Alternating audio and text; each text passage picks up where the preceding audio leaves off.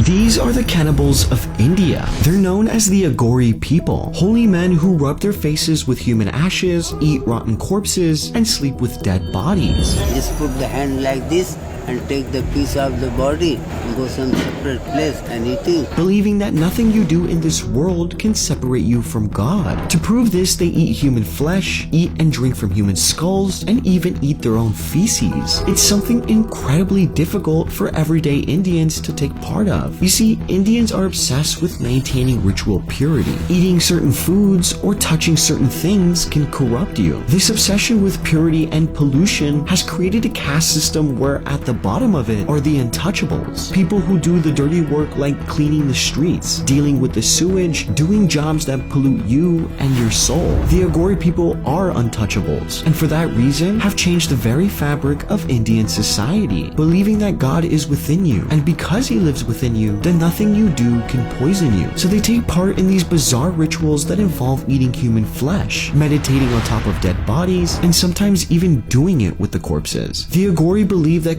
consuming a human body brings them energy and power. You typically find them hanging out in the cremation grounds in Varanasi, an old city in India that for nearly 4,000 years, bodies have been burning right here in this exact spot, burned on the same flame which they call their eternal fire. The reason thousands of people want to die here and be burned is because they won't be reborn again. No reincarnation, meaning their souls go to paradise. No reborn again, soul paradise.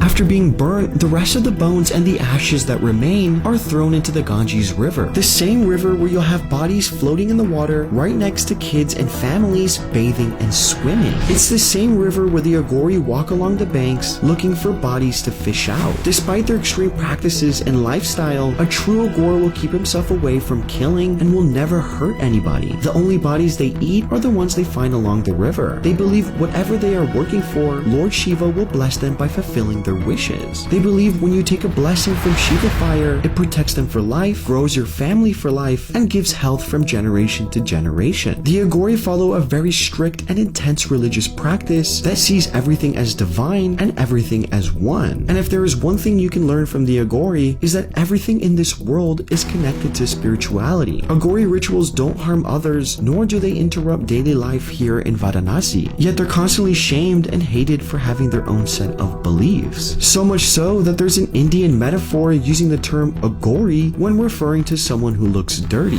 No matter how scary or unknown it is, it too comes from the same divine source all things come from. The Agori recognize this oneness and will take it to the absolute extremes to experience it. They see beauty and light in everything. They don't feel fear, hate, or disgust. They just follow a path of non-discrimination.